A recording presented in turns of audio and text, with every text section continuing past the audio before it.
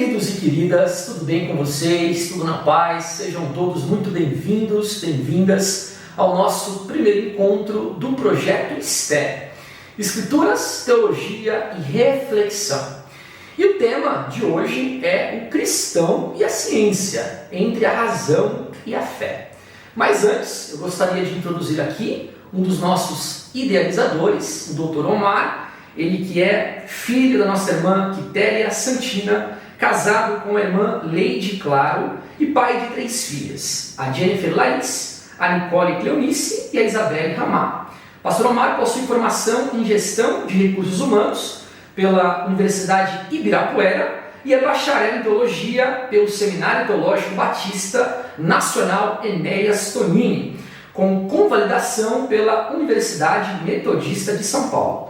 Ele também é mestre e doutor em Ciências da Religião pela Universidade Metodista de São Paulo. Atualmente está em processo de ingresso de pós-doutorado em Ciências da Religião. Também é membro da Igreja Evangélica Assembleia de Deus em São Paulo, Ministério do Belém, onde serve eclesiasticamente como presbítero. Também é coordenador pedagógico e professor titular da FAESP, extensão aqui de Imbuguaçu, dos cursos básico e médio de Teologia Livre. Muito bem, eu vou dar um espaço para o nosso mestre Omar aqui, cumprimentar todos vocês e também já introduzir o assunto com uma pergunta. Mas antes, vamos ouvir aqui o nosso pastor Omar cumprimentando todos vocês. Nós já agradecemos você pela escolha aqui de acompanhar o nosso projeto. Pastor Omar, por favor. Obrigado, Deide. Paz. Olá, você, paz, boa noite. É uma satisfação, uma alegria poder dar-lhes as boas-vindas e estar conosco nesse momento de reflexão. Queremos agradecer a Deus porque começa hoje o seu projeto, o nosso projeto Esther, Escrituras, Teologia e Reflexão. Um espaço voltado para os projetos, atualidades, pesquisas na área acadêmica, trazendo para você o que há de novidade. Eu te peço, portanto, que continue conosco, porque vem coisa boa aí, tá bom? Deus te abençoe, muito obrigado. Muito bem, então, para a gente introduzir aqui o assunto que será exposto pelo Dr. Omar, eu gostaria de fazer uma pergunta, né? Porque a impressão criada hoje, Pastor Omar, é a da ciência como sendo quase que oposta da religião. Aí o senhor poderia já fazer a sua exposição baseada nessa primeira pergunta. Bem, para a gente responder de uma maneira objetiva, e é interessante a pergunta porque se nós fôssemos comparar a oposição como negativo e positivo, o ser religioso seria o não ser religioso, né? Então nós temos aí um dilema, ou seja, para ser cientista eu posso não ser religioso ou não tem um problema se eu for religioso. Então eu quero começar a nossa apresentação contando um fato histórico ocorrido, e não é um evento fortuito, mas que vai tentar a priori explicar essa dialética, esse problema tão peculiar ao nosso tempo, né, que é uma tentativa de enfatizar uma cisão desnecessária entre ciência e religião, entre religião e ciência. Bem, um senhor de 70 anos viajava de trem, tendo ao seu lado um jovem universitário que lia o seu livro de ciências, e um senhor, por sua vez, lia um livro de capa preta. Foi quando o jovem percebeu que se tratava da Bíblia, e ela estava aberta no livro de Marcos, percebeu. Sem muita cerimônia, o jovem interrompeu a leitura do velho e perguntou: o senhor ainda acredita nesse livro de fábulas e crendices? Sim, mas não é um livro de crendices. É a palavra de Deus. Estou errado? Perguntou o velho. Respondeu o jovem: mas é claro que está. Creio que o senhor deveria estudar a história universal. Veria que a Revolução Francesa, ocorrida há mais de 100 anos, mostrou a miopia da religião. Somente pessoas sem cultura ainda creem que Deus tenha criado o mundo em 6 dias. O senhor deveria conhecer um pouco mais sobre o que os nossos cientistas pensam e dizem sobre tudo isso. O velho pergunta: é mesmo? E o que pensam e dizem os nossos cientistas sobre a Bíblia? Aí aquele jovem universitário, ele respondeu: como vou descer na próxima estação, falta-me tempo agora. Mas deixe-me o seu cartão que ele enviarei o material pelo correio com a máxima urgência. O velho então, cuidadosamente, abriu o bolso interno do paletó e deu o seu cartão ao universitário. Quando aquele jovem universitário leu o que estava escrito, ele saiu cabisbaixo, sentindo-se a pior pessoa do mundo, porque no cartão estava escrito: professor Dr. Louis Pasteur, diretor-geral do Instituto de Pesquisas Científicas da Universidade Nacional da França. E um pouco mais abaixo, em letras góticas e em negrito, estava escrito: um pouco de ciência nos afasta de Deus. Muita ciência nos aproxima. Esse é um fato verídico que aconteceu no século XIX, no ano de 1892. E para que introduzir também os nossos telespectadores e ouvintes, quem foi o Louis Pasteur? Ele foi um químico e físico, considerado fundador da microbiologia, responsável por estudos voltados à prevenção de doenças, e é atribuído a ele a criação da primeira vacina contra a raiva. Essa história real, David, ela diz muito sobre as constantes narrativas que, sem sucesso, tentam sedimentar a religião e a ciência como inimigas existenciais e, portanto, sem meio de qualquer tipo de interação. A rigor, historicamente, essa narrativa, muito peculiar, inclusive no Brasil, que tem as suas influências nas escolas, principalmente do século XIX, ela não pode ser sustentada historicamente. E por que isso ocorre? Na minha percepção, nas minhas análises, nas minhas leituras, eu poderia sugerir algumas outras, mas eu vou sugerir aqui alguns fatores que tentam sedimentar esse tipo de narrativa de cisão absoluta e de um clima de animosidade e inimizidade entre ciência e religião. Legal.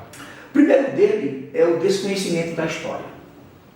Na leitura, na história que eu contei, que foi um fato real, o jovem universitário, ele reduziu a história mundial aos 100 anos ou à Revolução Francesa. Então, justamente a narrativa que tentam sedimentar, e pontuar essa cisão, ela faz um recorte histórico, desconsidera tudo que é o resto. Sim. Por outro lado, também leitura seletiva. É muito comum a gente selecionar leituras que vão corroborar com a nossa maneira de pensar, nossa maneira de enxergar a realidade. Então a gente faz uma seleção porque nós estamos procurando algo que vai legitimar a nossa maneira de pensar. Seria um segundo fator. Terceiro fator é a adesão a uma falsa intelectualidade. A história faz questão de dizer que era um universitário no seu início. Então, essa falsa intelectualidade, baseado em alguns teóricos, e esse ingresso muito, assim, podemos dizer, inicial, dá para muitas pessoas essa sensação de apoderamento, de um conhecimento abrangente, quando na verdade está circunscrito apenas a um período. E um quarto motivo ainda é essa adesão à retórica de indivíduos sequiosos pelo poder. Então, se nós pegarmos essa tendência, essa narrativa, que coloca cristãos e ciência em lados antagônicos e opostos, ela tem uma relação muito pela busca pelo poder absoluto, a verdade que precisa predominar. E pontuaria aqui um último aspecto ou fator, que é o apego a uma cultura da informação e não do conhecimento. E para explicar isso, eu quero pegar uma frase do Peter Burke, do livro A História da Escrita, onde ele fala o seguinte: a informação precisa ser esquadrinhada, retirada e interpretada. O que significa dizer? Estar na era da informação não é o mesmo que ter conhecimento. Você pode ter muita informação e nenhum conhecimento. Então, o que é que o Peter Burke vai nos dizer? Numa interpretação possível, adaptada à nossa realidade e à nossa proposta de hoje. É que ela precisa ser esquadrinhada, isto é, decodificada, analisada em todas as suas nuances, retirada E retirada pode ser retirada dos meus ideais ideológicos, retirada da minha realidade de percepção, né? E colocada dentro do seu contexto também, né? E não só apenas aquilo que traz sentido para mim, e por fim, ser interpretada. Seguindo esse caminho, nós podemos dizer que chegamos ao conhecimento.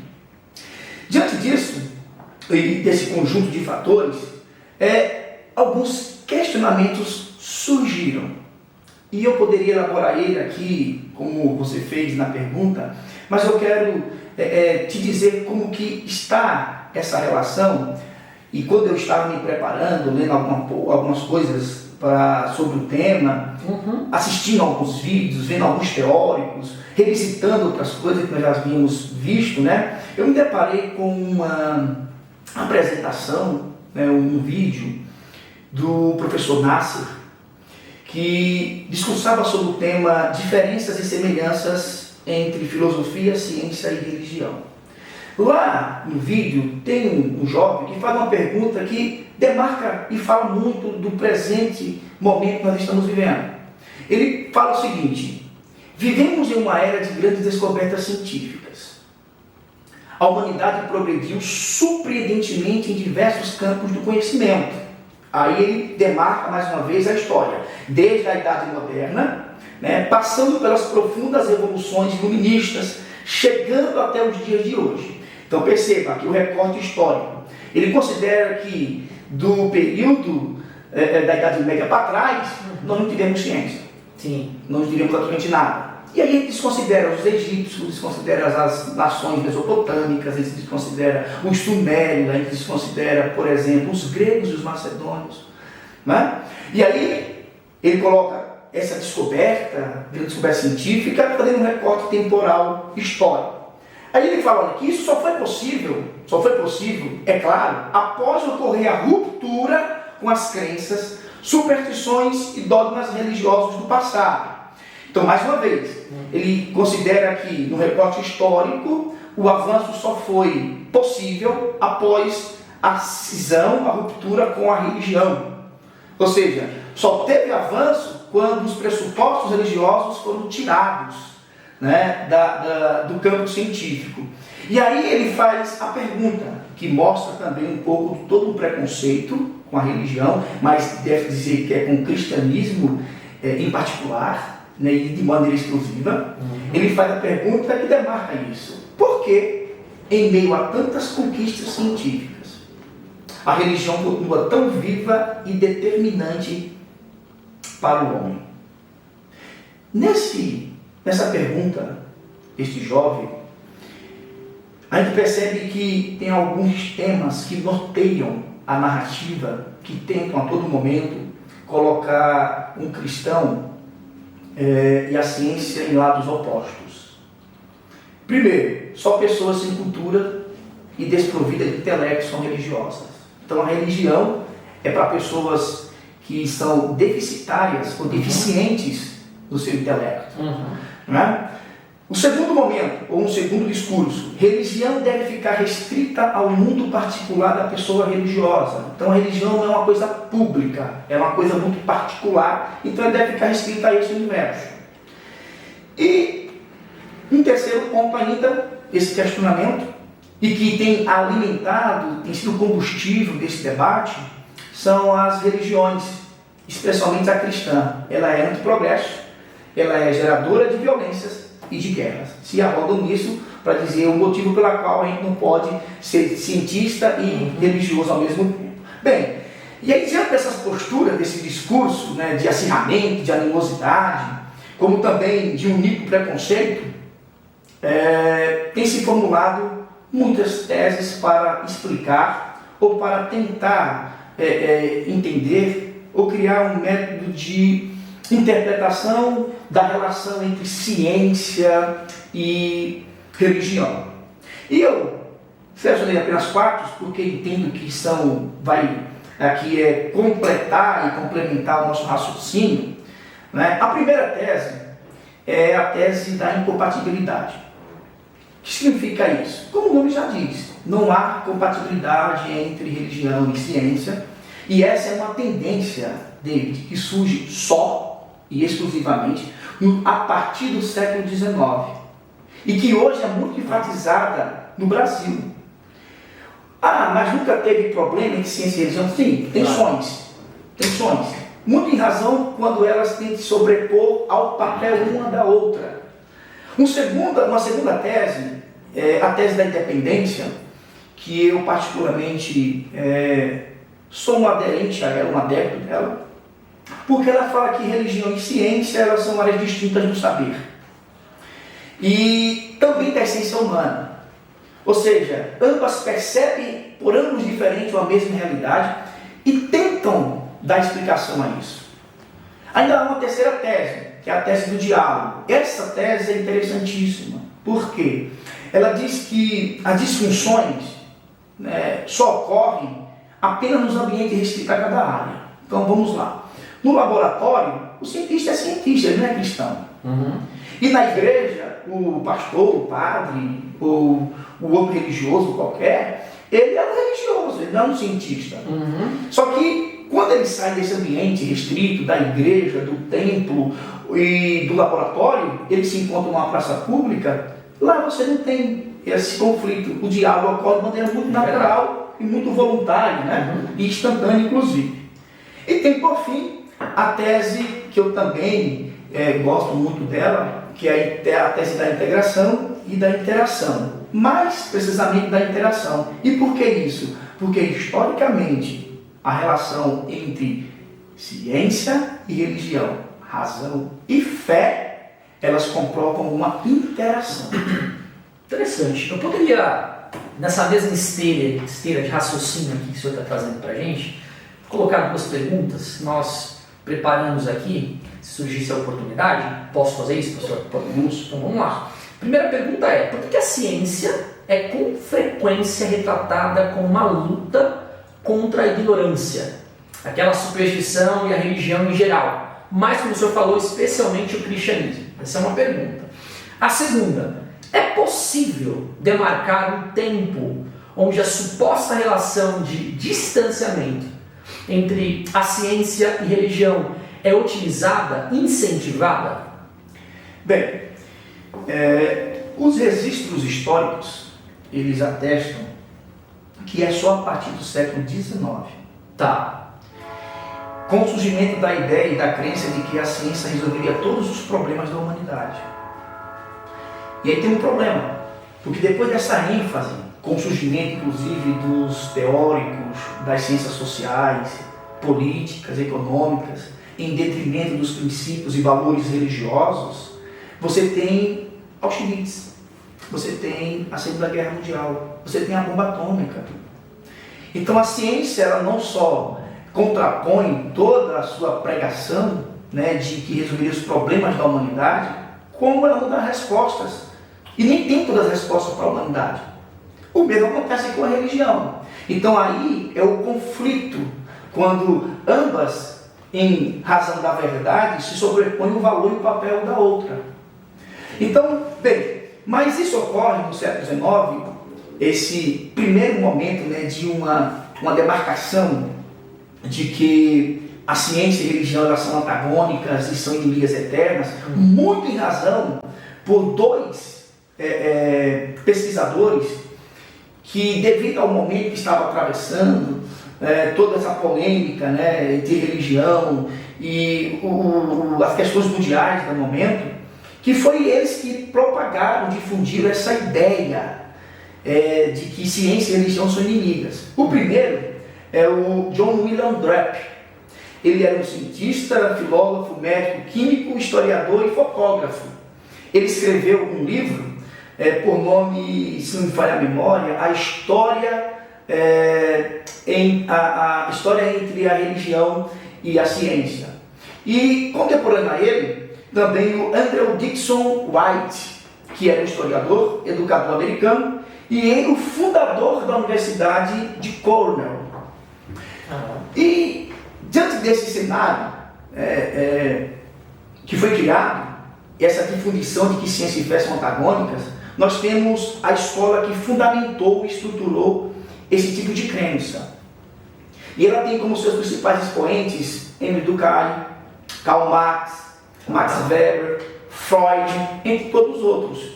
Por que esses teóricos aqui? Eu não estou fazendo uma crítica particular a esses teóricos. Estou dizendo que eles fundamentam a ideia de que religião e ciência são antagônicas por fatores existenciais. Tá.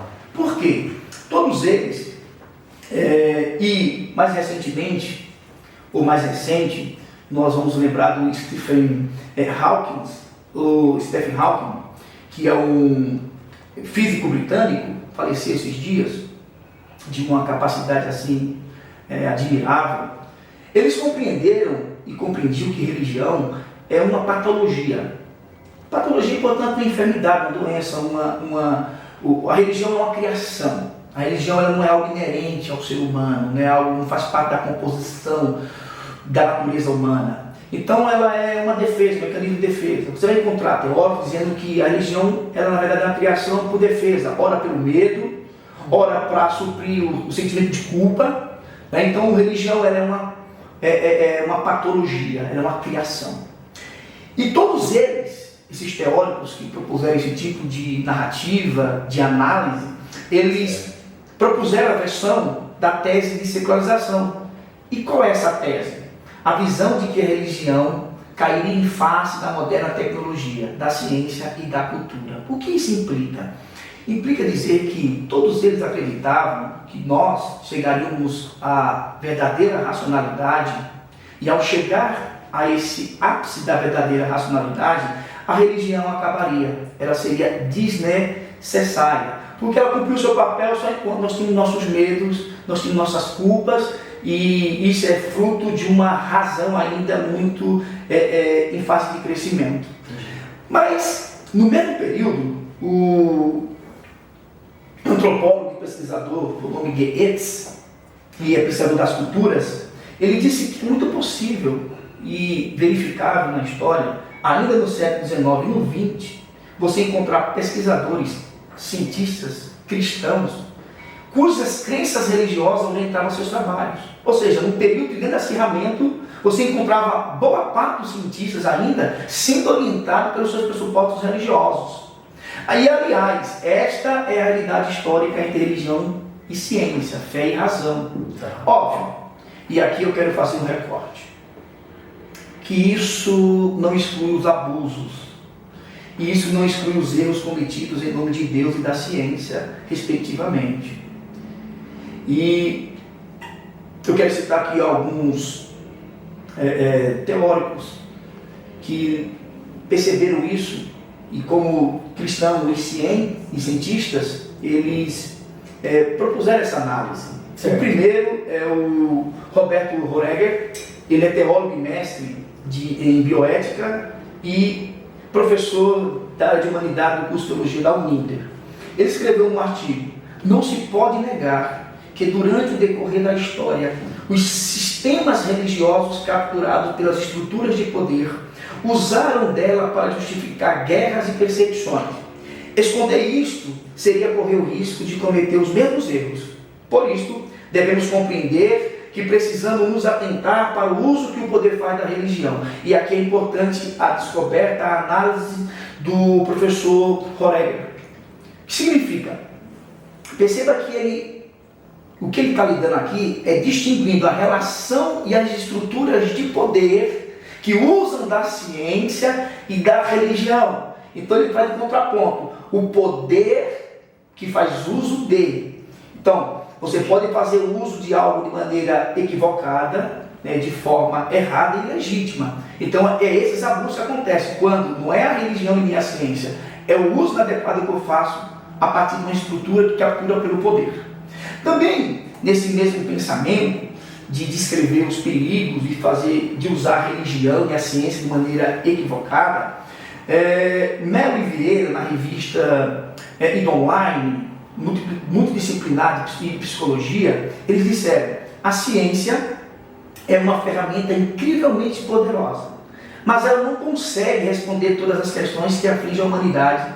E se esse poder é deixado sem uma bússola moral, ele não consegue, não é a resposta para tudo, e precisa de uma bússola moral. E parece-me, pelo menos para mim, que a religião é isso, como a ciência é para a religião nesse sentido. É uma arma maligna. Se ela não tiver essa bússola moral, eles continuam dizendo, é uma arma maligna, fatal e desastrosa, que leva às mais horríveis violações à dignidade humana.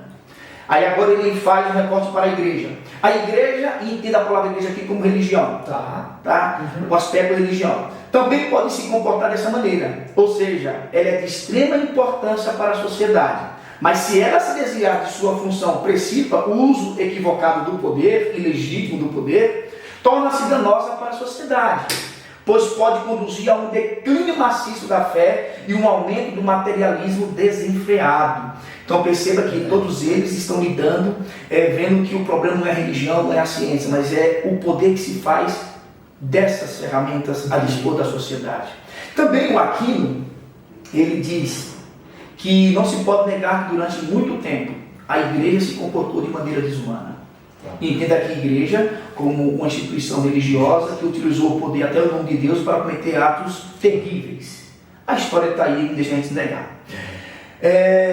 Inclusive matando ideias de pessoas literalmente que se posicionavam de maneira contrária aos seus ideais, que elas acreditavam ser certos. E claro, a gente precisa entender todo um contexto, uma época, um momento, porque a gente não pode também, David, e você, caro telespectador, amigo ouvinte, querer lidar com os conceitos de hoje, aplicando-os para trás. Nós estamos numa outra era, num outro momento, uma forma de pensar diferente, não é? Bem, e aí ele fala o seguinte, mas também é preciso admitir, não é, que a própria igreja contribuiu significativamente no avanço da ciência e atualmente se colhe os benefícios de todo o esforço que a igreja evidenciou. O que ele está querendo dizer?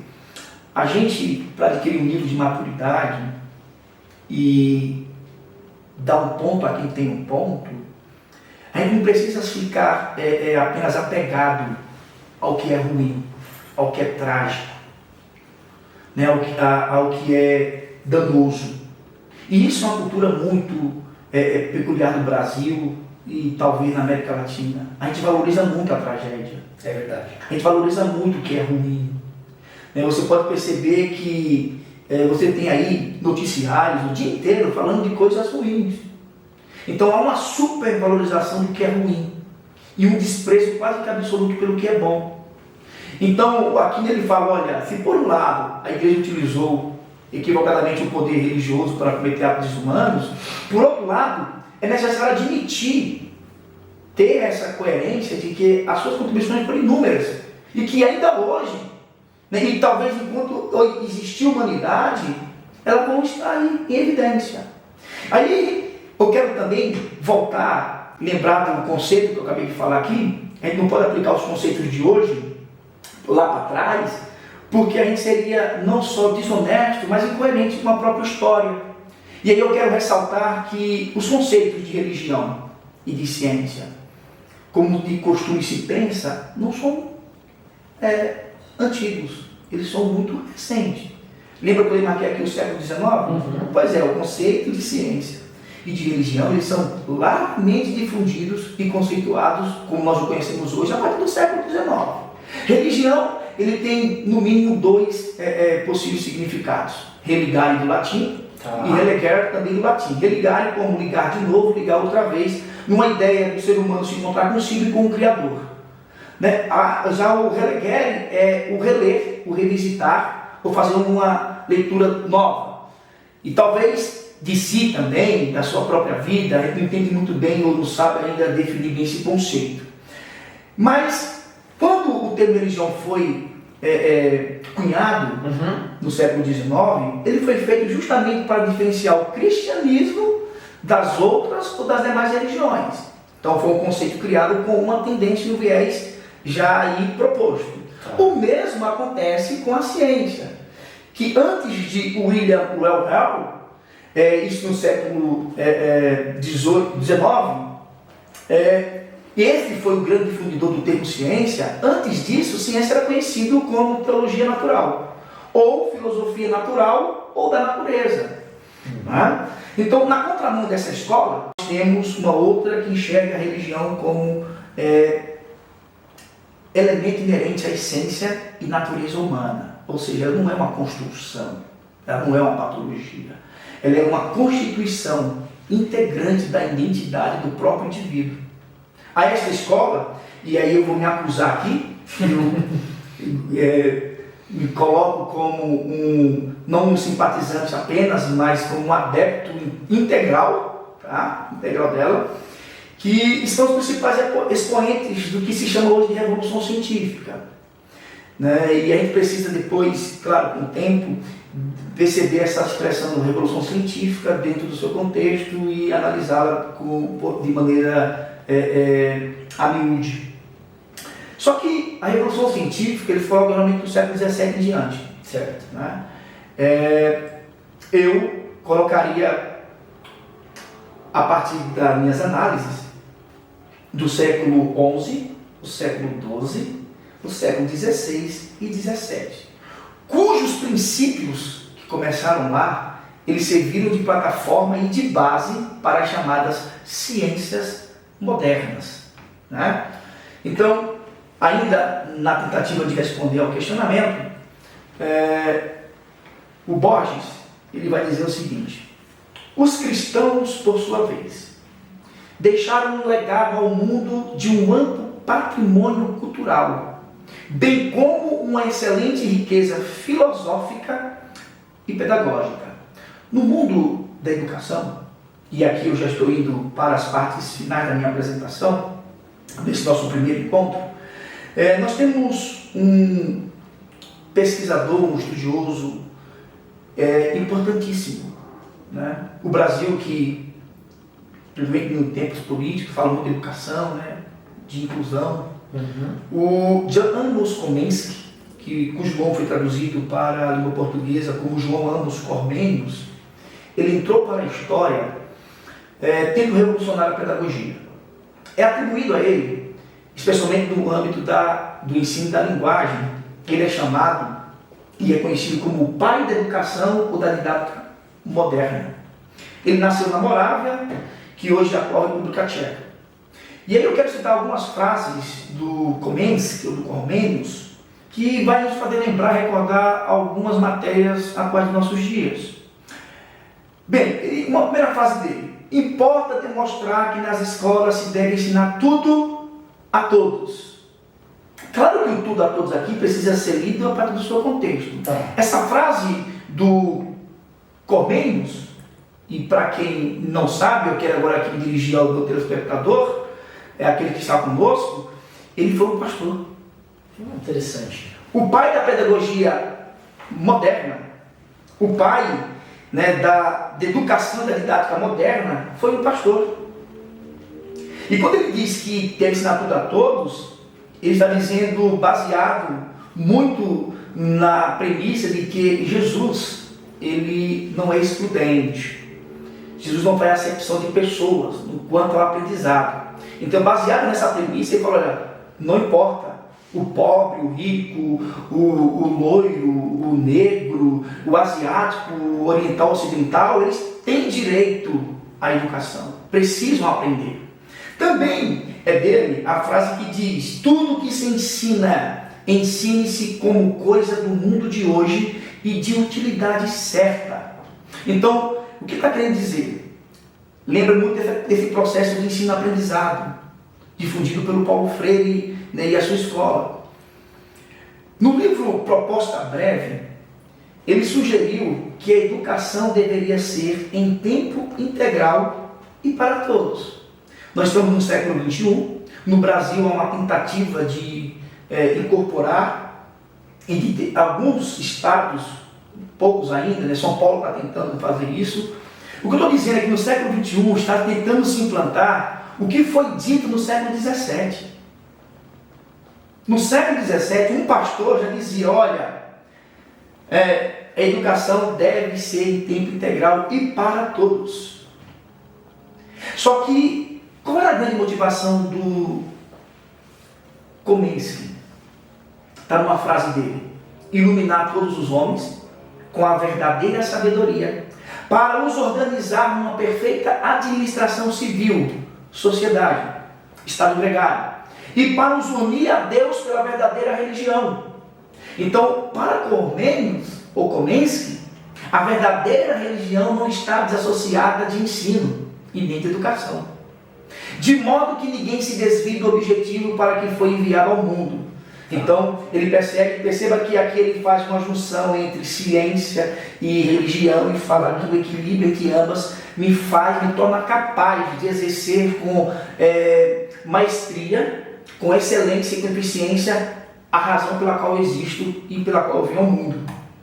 Bem, ainda na área da educação, eu quero aqui citar, só para dizer que é impossível você desassociar religião e ciência na interação.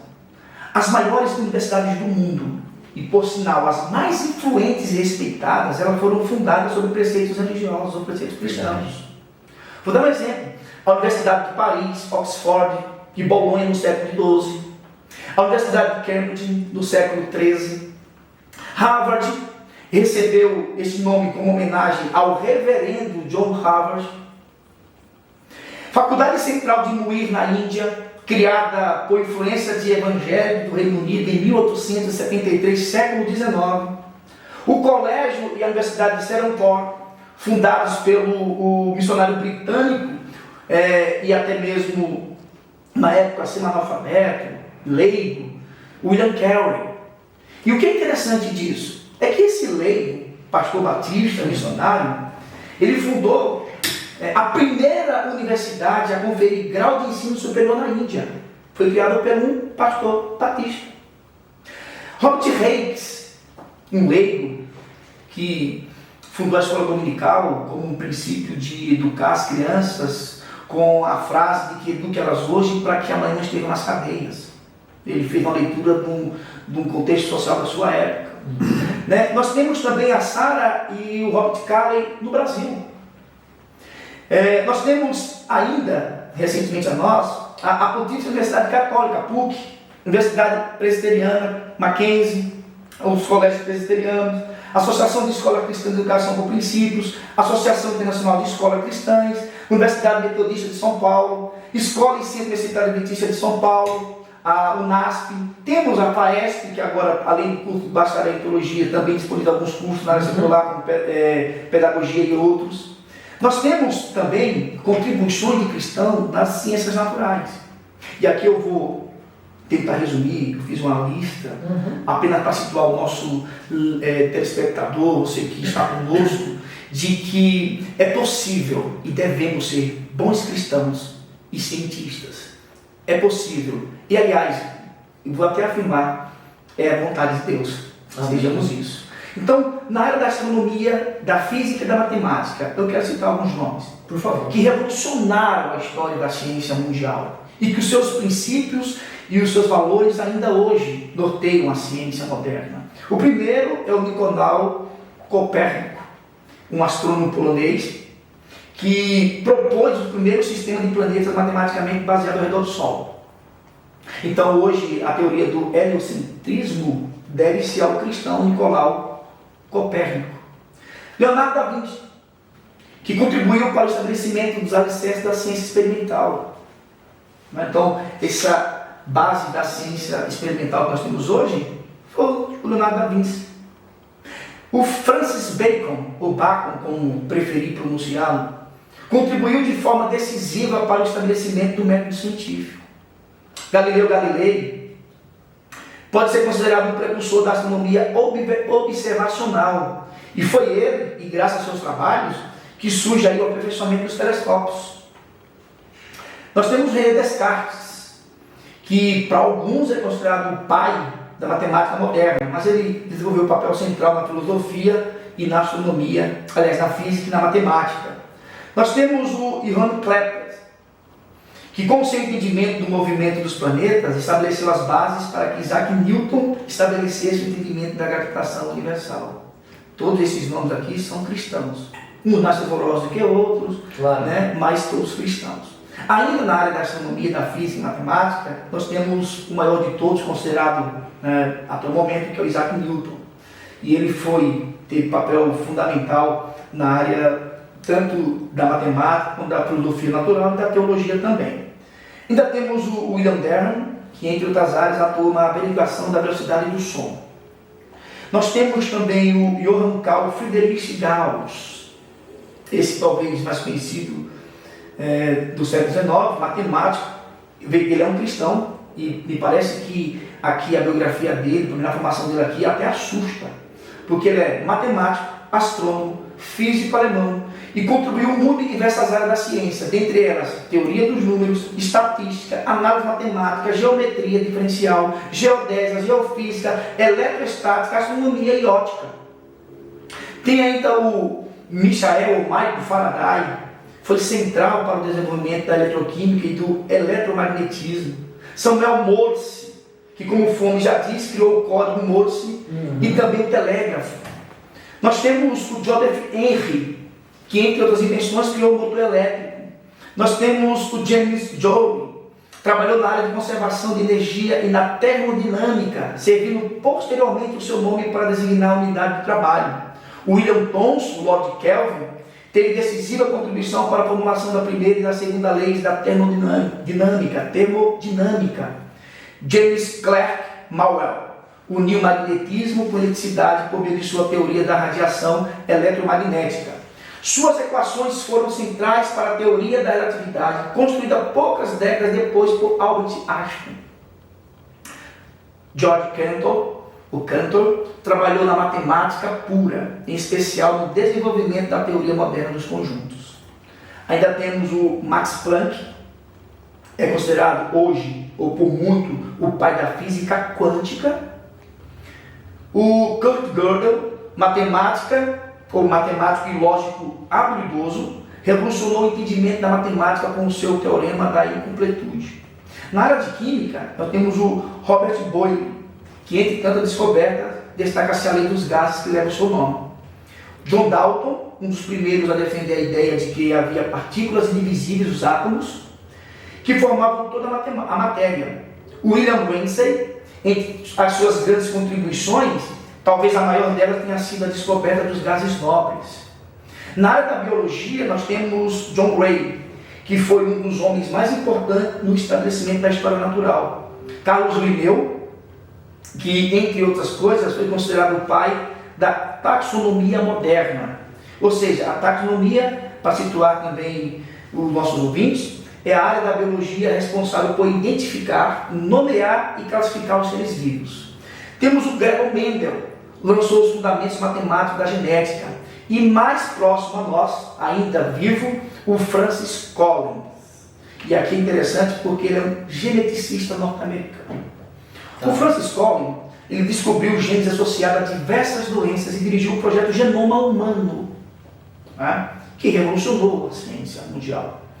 Ele foi um dos responsáveis pelo mapeamento do DNA humano.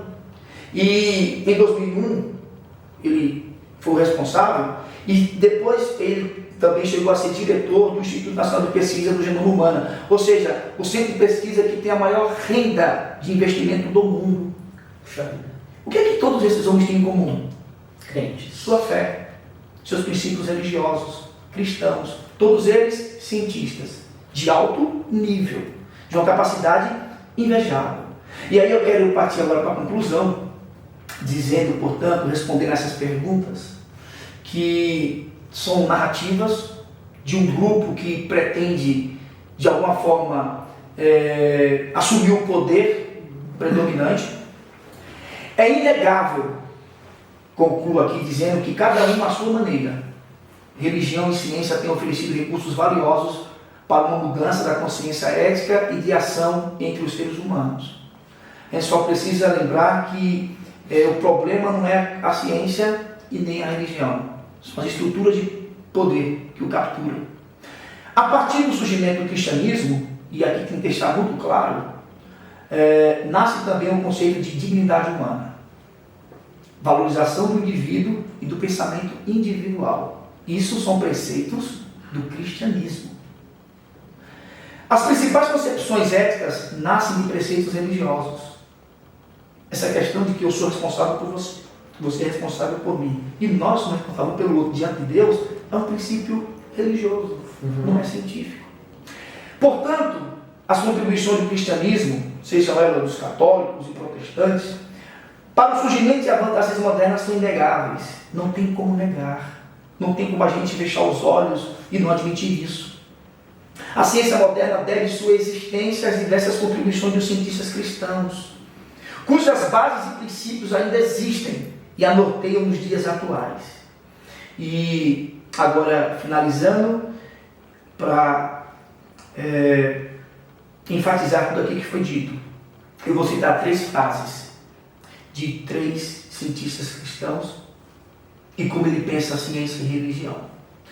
O Albert Einstein, ele disse: a ciência sem a religião é manca, a religião sem a ciência é cega. O Francis Bacon, ele falou: através da queda, o homem caiu ao mesmo tempo de seu estado de inocência e perdeu o domínio sobre as coisas criadas. Então, um princípio religioso. E aí ele propõe uma solução. Ele fala: essas 2 perdas podem ser parcialmente reparadas ainda nesta vida, de forma parcial. Como? Ele responde: a primeira pela religião e a fé, e a segunda pelas artes e ciências. E o Francis Collins, que eu acabei de falar, o grande responsável, pelo mapeamento do genoma humano, ele disse: a ciência não é ameaçada por Deus, ela é aprimorada. Certamente Deus não é ameaçado pela ciência, ele a possibilitou por completo. Por isso, busquemos recuperar os fundamentos sólidos de uma síntese satisfatória entre intelectualidade, ciência e espiritualidade, religião, de todas as grandes verdades.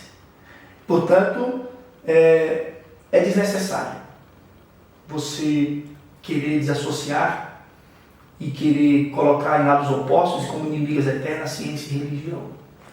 Nós podemos, e eu vou agora me dirigir a você, telespectador, amigo ouvinte, nós podemos ser bons cristãos e bons cientistas.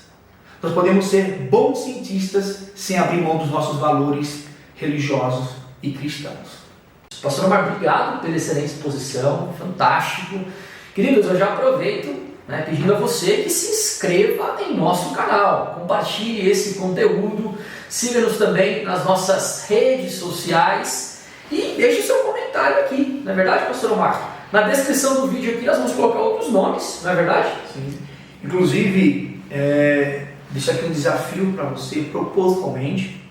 Gostaria que na descrição do vídeo, nos seus comentários, além de você divulgá-lo, além de você se inscrever, além de você acionar aí para receber as nossas notificações e nos seguir lá no Insta, você coloca o nome de mulheres cientistas cristãs, cujos valores nortearam, e as suas contribuições são enormes, tá bom? Então faz isso, vai lá, curte, se inscreve, aciona lá o sininho, segue a gente no Insta, tá bom? E eu quero aqui tecer alguns agradecimentos.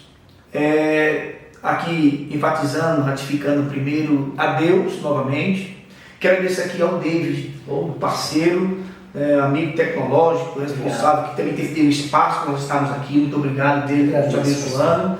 Também ao grande amigo e o responsável técnico por tudo que estão vendo aqui, o Moacir, fotógrafo, cinegrafista, o que você imaginar, Verdade. Gente boa demais, você é velho, Moacir, obrigado, viu? Também a minha amiga Yasmin, ela que foi responsável pela vinheta da abertura desse nosso encontro. Agradecer a Nicole, minha filha, que também está sendo aí o responsável, está gerindo as nossas redes sociais, tá bom? A nossa família, tá? E você, telespectador, porque sem você não tinha razão pela qual esse projeto ele tem início, tá bom? Deus te abençoe e muito obrigado. Antes que eu esqueça, tem mais um grande parceiro que eu preciso mencionar. Do projeto do nosso irmão David, ele vai aqui abordar rapidamente para vocês, explicar um pouco mais. O projeto Cristianismo e Missão, tá bom? Então vale a pena você conhecê-lo, participar e, claro, além disso, também divulgar. David, é contigo. Amém, obrigado, Pastor Omar. Então, queridos, nós temos um projeto paralelo a esse, que é o Cristianismo e Missão. temos uma plataforma online de teologia, inclusive, aproveitando o ensejo aqui, o mestre Omar é um dos professores ali que leciona algumas disciplinas, não é? E será um prazer enorme tê-lo você como nosso aluno, não é? Se você, obviamente, quiser conhecer um pouco mais, deixaremos aqui na descrição desse vídeo o site onde nós temos algumas informações relevantes sobre esse projeto. Um projeto que primariamente atende demandas missionárias na Bolívia, em duas cidades, Santa Cruz de la Sierra e também Cochabamba. Estendemos também aos nossos irmãos, aqueles que querem estudar teologia e não dispõem de tempo, né? Um curso 100% online, e será um prazer também ajudá-los nessa caminhada pela fé. Tá bom? Mais algum aviso, pastor Omar? Dia 25/9. Isso. Você é nosso convidado, nossa convidada, será extraordinário. Terá aqui um tema importantíssimo que vai seguir nessa mesma perspectiva. Então não perde, não programa nada, já deixa agendado na tua agenda. Você vai ter notificação também, tá? Então dia 25 nós te esperamos. Deus abençoe você, um abraço e até a próxima, viu? Fiquem todos na paz.